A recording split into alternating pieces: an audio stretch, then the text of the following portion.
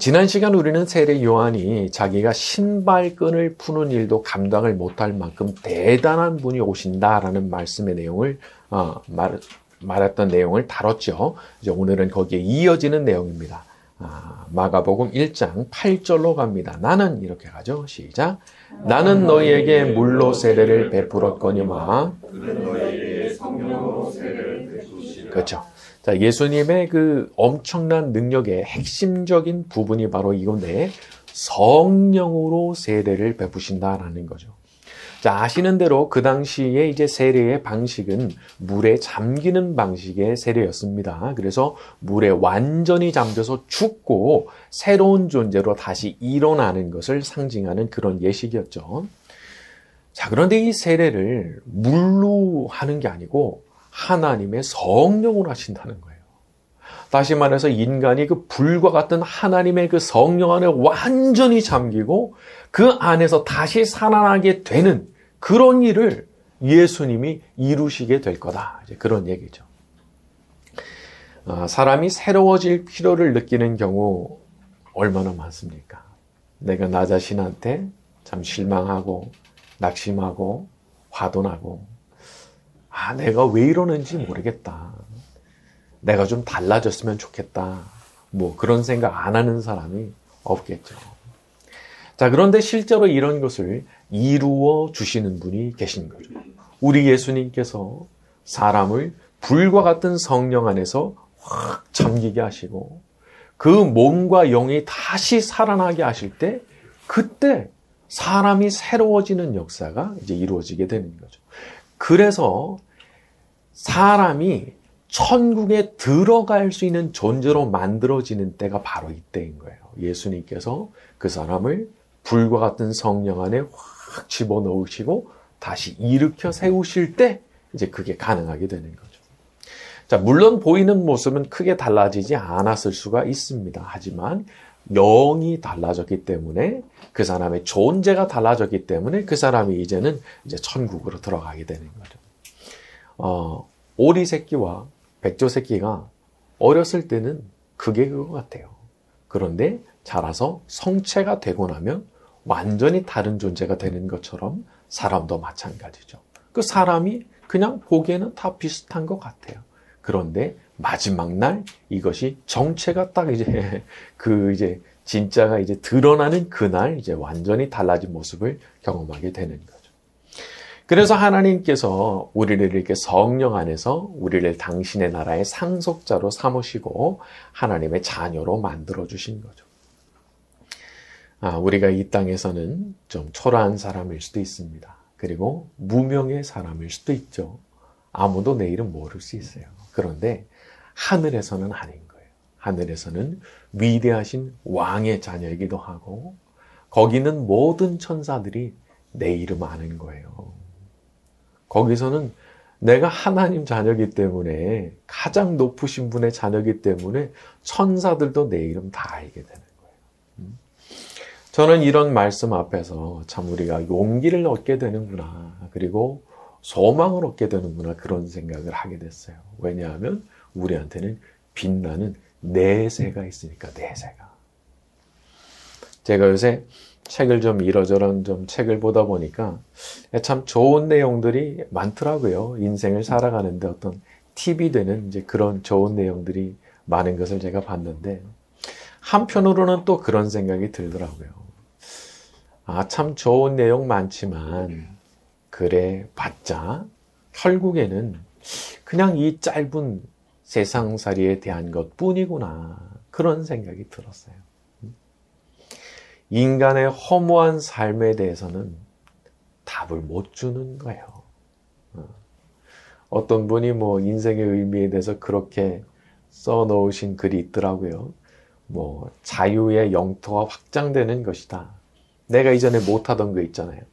근데 내가 어떤 걸 다시 할 수 있게 되면서 내 자유가 넓어진다. 그래서 인생의 의미가 있다라고 말하는 걸 제가 이제 글을 본 적이 있는데 물론 그것도 나름대로 의미가 있지만 사실 우리가 이 세상을 떠난다는 것을 생각해 보면은 영원을 생각하고 내세를 말하지 않으면 사실상 의미를 부여한다는 게 참 어려운 일이 되는 거 아닌가 그런 생각을 하게 됐어요.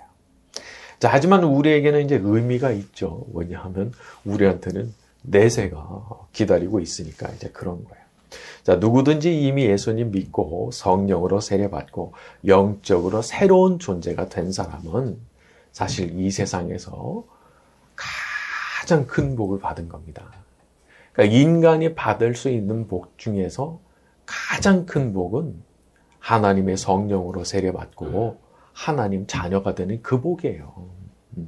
그걸 받아야 이게 뭐가 돼도 된 거지. 그걸 못 받으면 이 세상에서 아무리 잘 돼도 그거 허망한 거예요. 허망한 거. 그 이 세상 끝날 때 어디 가려고. 그러니까 그게 해결이 안 됐는데 열심히 산다, 성공적으로 살았다. 이게 별로 의미가 없다는 거죠. 우리가 하나님의 자녀로 새로이 태어나는 복이라고 하는 것은 이렇게 슬픔 많고 고통이 많고 그리고 눈물이 많고 한편으로 허무한 세상에서 해방되는 그런 구원을 소유하는 거라고 볼 수가 있는 거예요. 자, 믿는 우리 모두에게 이미 이러한 복이 주어져 있는 줄로 믿습니다. 자, 우리 9절과 10절로 갑니다. 그때에 시작. 그때 예수께서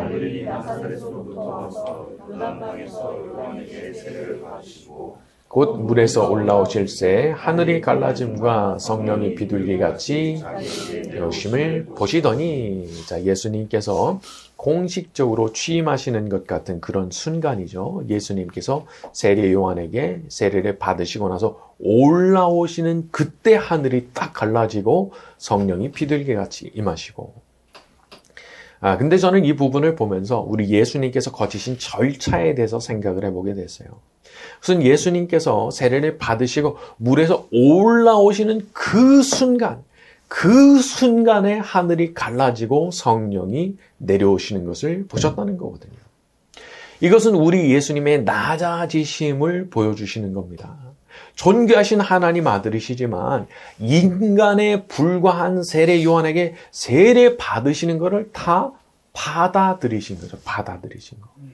물론 이것은 우리 모든 인간들의 죄를 대신 지시는 것을 어떤 상징하는 행위이긴 하지만 이 안에는 정말 깊은 겸손과 수용의 태도가 담겨 있는 거예요.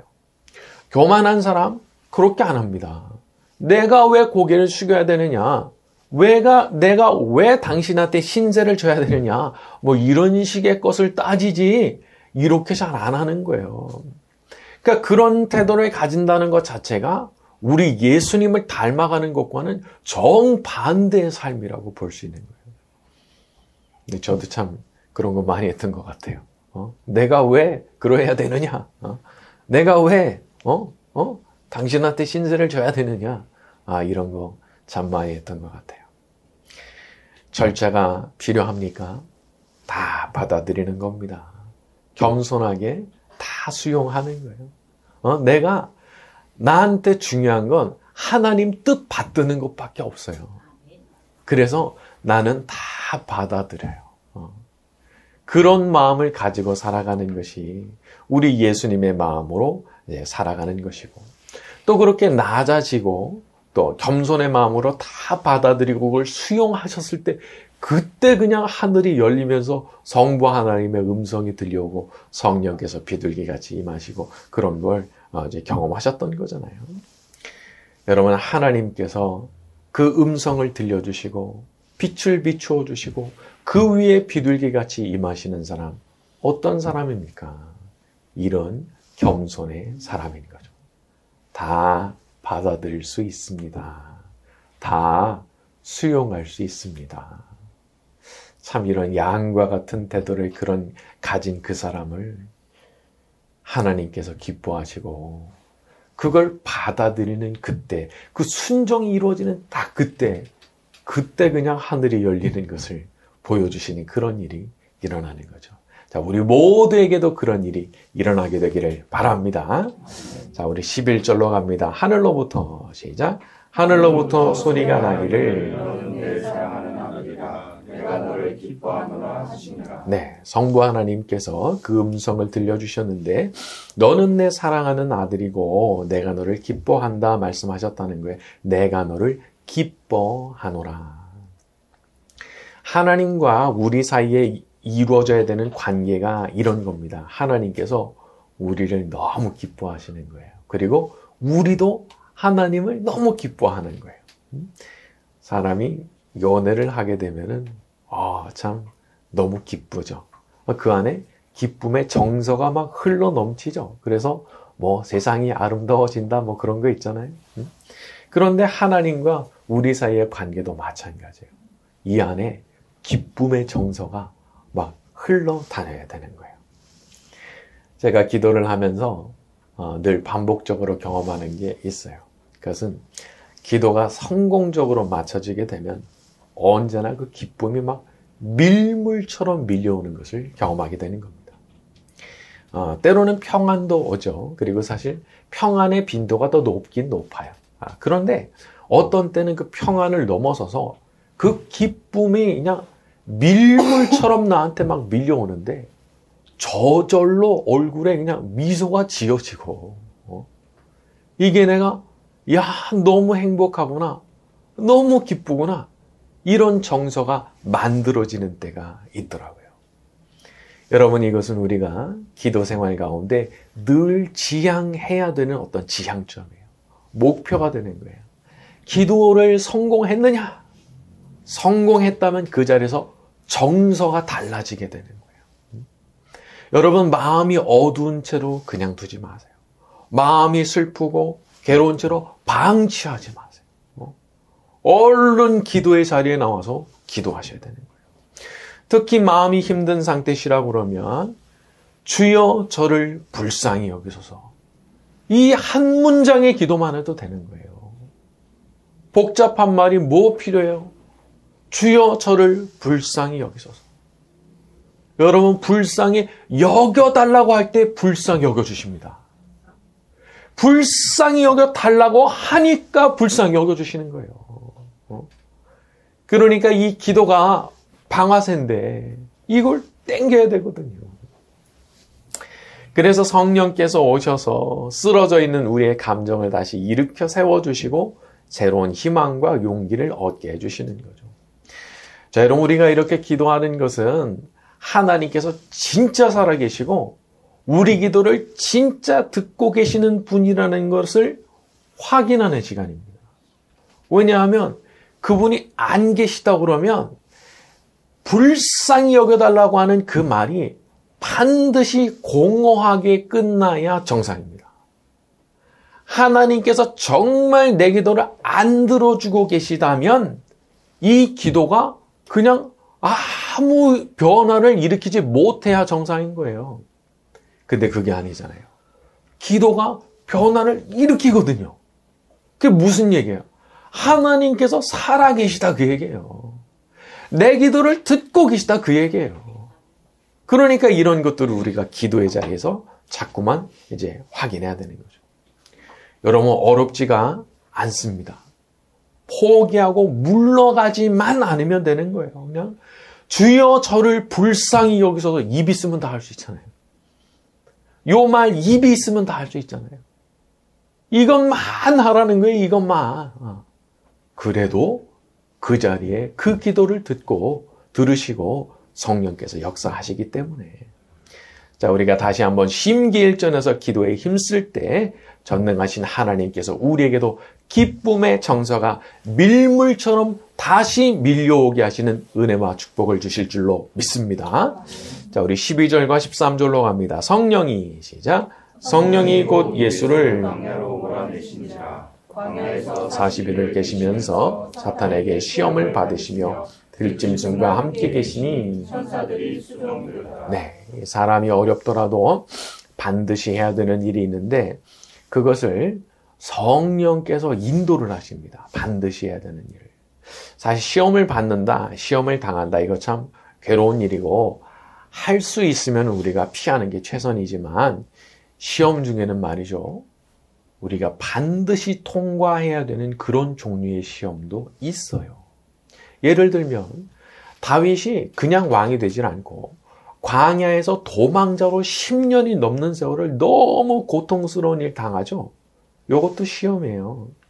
그 안에서 별별 일을 다 겪는 겁니다. 몇 번씩 죽을 고비를 경험하기도 하고 또 사울을 자기 손으로 죽일 수도 있었던 유혹도 받아보기도 하고 또 블레셋으로 넘어가서는 살으려고 비참하게 막 침 질질 흘리면서 미친 척도 하고 그런 일을 다 경험했지만 그게 결국에는 다 필요했던 일인 거예요.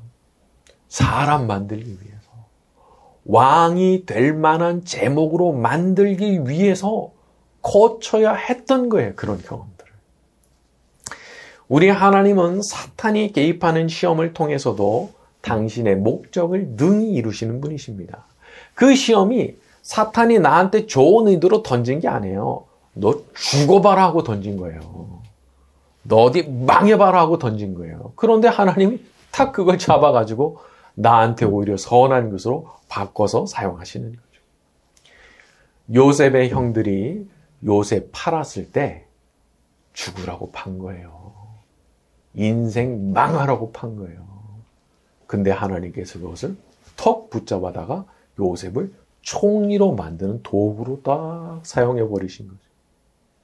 다윗도 마찬가지잖아요. 사울이 죽여버리고 싶었던 거예요. 그래서 그렇게 괴롭혔던 거예요. 근데 그 10여 년의 그 세월이 결국은 다윗을 만드는 그런 훌륭한 어떤 도구의 역할을 해줬다는 거거든요. 혹시라도 지금 나를 힘들게 하는 게 있을 수 있습니다. 그게 뭐 어떤 사건이든 어떤 사람이든 뭐 악한 영이든 마찬가지예요. 그 모든 것이 결국에는 나한테 유익이 될 겁니다. 왜냐하면 전능하신 하나님께서 그 모든 것을 컨트롤하고 계시니까 그 시험 자체가 나를 파괴해 버리지 못하도록 하나님께서 딱 막고 계시는 거예요. 사실 쉽진 않아요.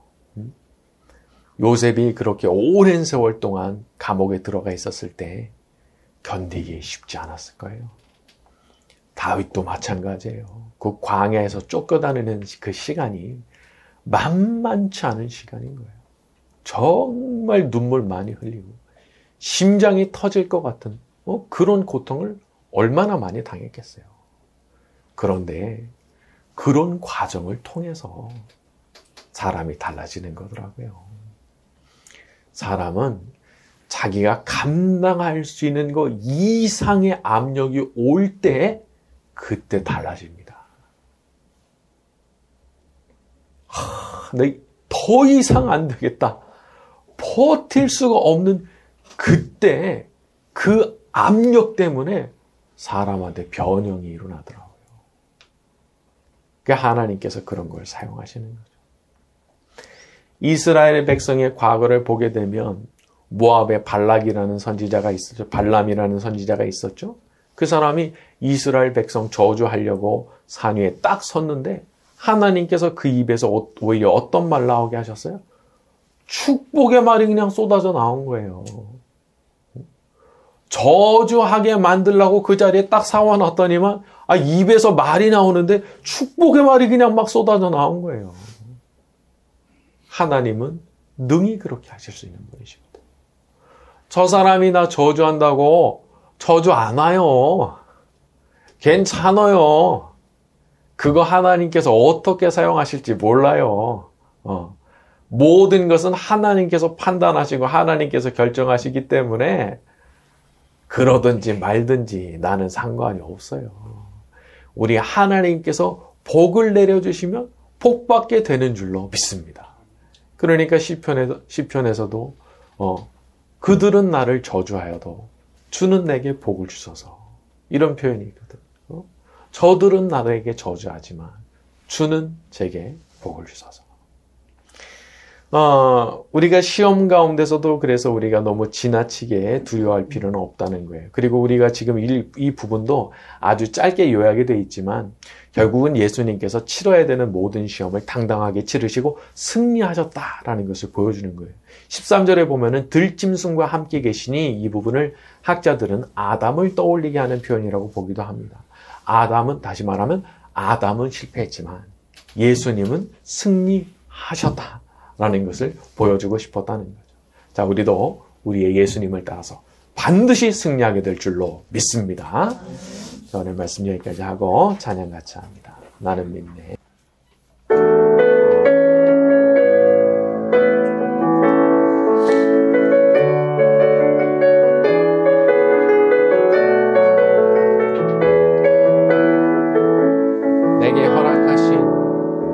내게 허락하신 시련을 통해 나의 믿음 더욱 강하게 자라나고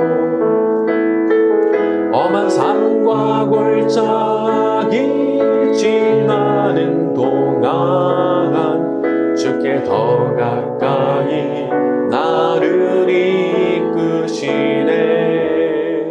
내가 겪는 시험이 어렵고 힘겨워도 내 주님보다 크지 않네. 내 앞에 바다가 갈라지지 않으면 주가 나로 바다 위 걷게 하리니 나는 믿네. 주의 능력으로 내 삶 새롭게 되리. 나는 믿네. 주의 능력으로 담대히 나가리라. 주와 함께 싸워 승리하리라. 날마다 믿음으로 나 살아가니. 처음부터 다시 갑니다. 내게 허락하신 시련을 통해 나의 믿음 더욱 강하게 자라나고 험한 산과 골짜기 지나는 동안 주께 더 가까이 나를 이끄시네. 내가 겪는 시험이 어렵고 힘겨워도 내 주님보다 크지 않네. 내 앞에 바다가 갈라지지 않으면 주가 나로 바다 위 걷게 하리니 나는 믿네. 주의 능력으로 내 삶 새롭게 되리. 나는 믿네. 주의 능력으로 담대히 나가리라. 주와 함께 싸워 승리하리라. 날마다 믿음으로 나 살아가리. 주신 말씀 붙잡고 기도하는 시간 가지겠습니다. 시험 가운데 낙심하지 않길 원합니다. 바다가 갈라지게 하시든지 아니면 바다 위를 걷게 하시든지 주께서 역사하실 때 기적이 일어난다는 것을 믿고 기도할 줄 아는 기도의 사람 되게 하여 주시옵소서. 다 같이 통성으로 기도하겠습니다. 거룩하신 아버지 하나님의 시간의 말씀 가운데 역사해 주셨으니 항상 아침처럼 주여 저희에게 믿음을 더해주시기 원합니다. 믿음을 더해주시기 원합니다. 믿음을 더해주시기 원합니다. 모든 시험이 가로 반드시 기쁘게 될 줄로 믿습니다. 주님의 시간 연합해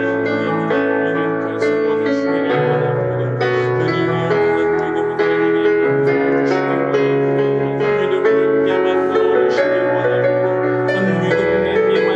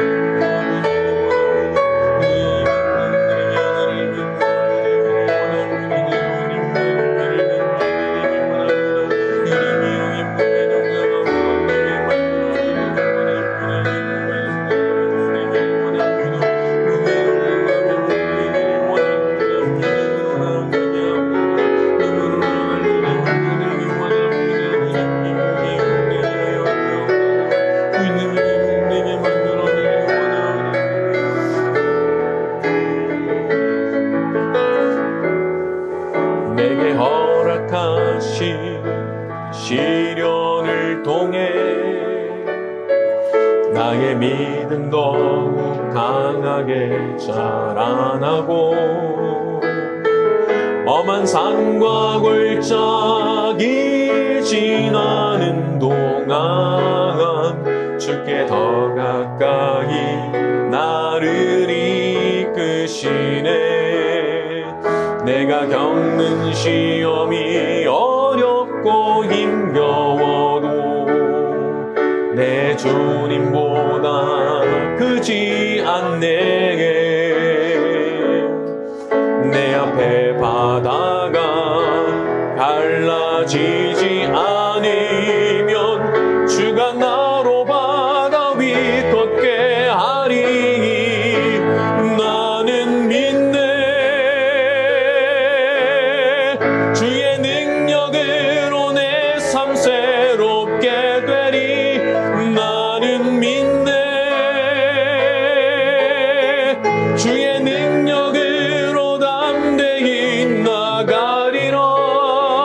주와 함께 싸워 승리하리라.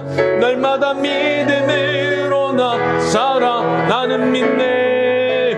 나는 믿네.